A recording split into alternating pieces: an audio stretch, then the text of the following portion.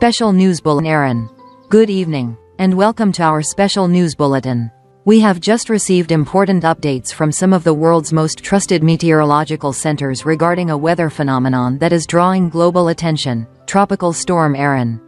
Forecasts suggest that Aaron could become the first major hurricane of this year's Atlantic hurricane season, with the potential for rapid intensification and several dangerous impact scenarios.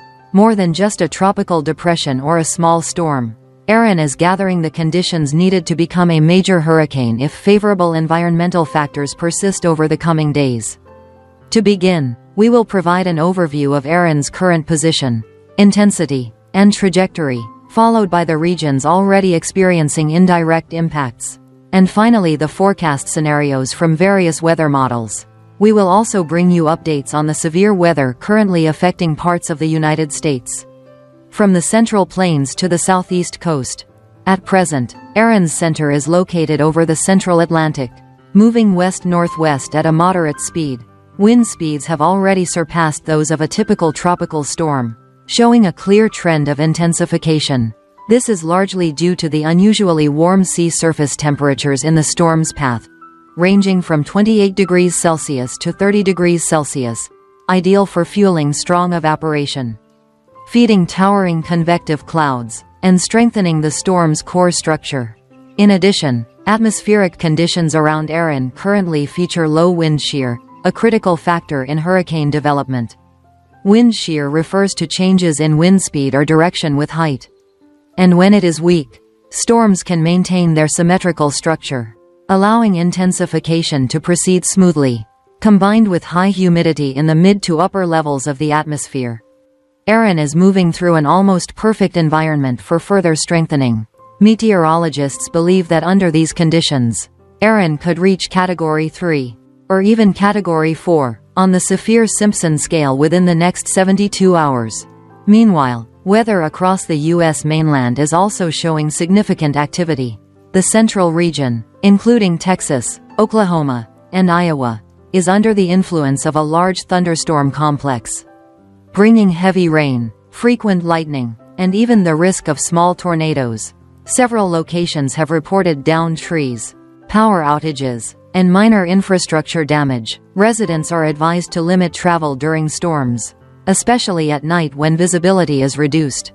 In the southeast, a broad low-pressure swirl is affecting western Florida, producing prolonged heavy rainfall. However, analysis indicates that this system is unlikely to develop into a storm, as it faces strong wind shear and dry mid-level air, disrupting convective organization. Returning to Aaron, the latest forecasts indicate that the storm is entering a rapid intensification phase, a meteorological term for an increase in maximum sustained winds by at least 35 miles per hour, 56 km per hour, within 24 hours.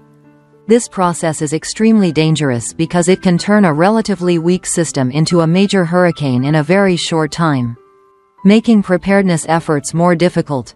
Historical examples include Hurricane Michael in 2018 and Hurricane Ida in 2021, both of which caused severe damage to the U.S.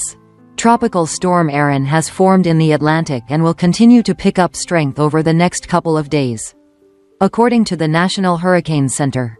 In a 5 a.m. Eastern Time advisory on Tuesday, August 12, the Hurricane Center said Aaron was located about 690 miles west of the Cabo Verde Islands with maximum sustained winds near 45 miles per hour with higher gusts.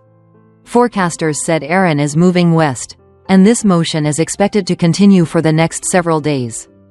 Gradual strengthening is forecast over the next several days, and Aaron is expected to become a hurricane in the next couple of days, the Hurricane Center said in the advisory, noting that there are currently no hazards affecting land, or watches or warnings in effect due to Aaron. Meanwhile, in the Gulf, a surface trough in the north-central Gulf is associated with a broad area of disorganized showers and thunderstorms.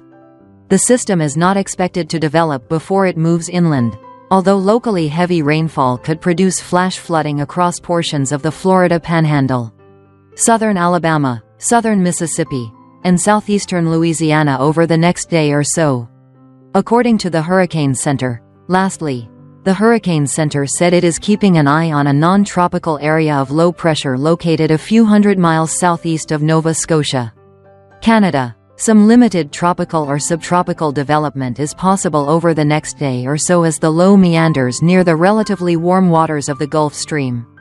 The NHC said. However, the system is forecast to move northward over cooler waters, ending its chances of further tropical development. Before entering the open waters of the Atlantic, Erin passed over the Cape Verde Islands, bringing unprecedented rainfall for recent years. Some locations recorded over 200 millimeters, nearly 8 inches, of rain in just 24 hours, triggering flash floods and landslides. At least 7 people were killed, hundreds of homes were damaged or destroyed, and multiple roads were cut off. This is a stark reminder that even before reaching peak strength, a storm can still cause devastating impacts. One of the key factors shaping Erin's future path will be the Bermuda High, a subtropical high-pressure system that often acts as a steering wheel for Atlantic hurricanes. If the Bermuda High weakens in the coming days, Erin may turn northward and head out to sea, avoiding direct U.S. landfall. However, if the high remains strong, it could block Erin's escape route, forcing it closer to the Caribbean and the U.S. East Coast. Currently, forecasters are weighing 2 main scenarios.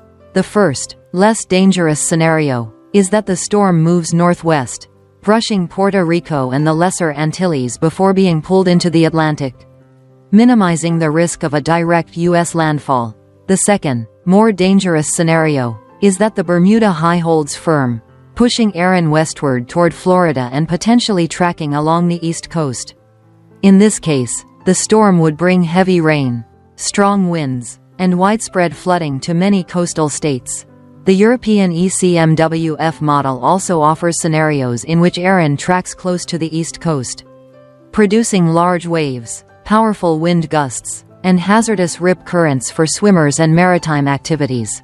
Even without a direct landfall, these indirect impacts could still cause considerable damage, particularly to tourism and shipping. Experts currently estimate a 20 to 25% chance that Erin will directly affect Florida, the Carolinas, or New England. Of concern is that most models agree Erin will reach at least Category 2 or Category 3 strength. And if favorable conditions persist, it could escalate to Category 4, an extremely dangerous level capable of causing widespread catastrophic damage. Given this information, residents in coastal areas are urged to monitor forecasts closely, prepare emergency plans, and ensure they have essential supplies such as food, water, medicine, and fuel. Being proactive can significantly reduce risks if the worst-case scenario unfolds. In closing, we emphasize that Erin's development is still changing by the hour. Our team will continue to provide the latest and most accurate updates. Thank you for watching, and we look forward to bringing you the next bulletin.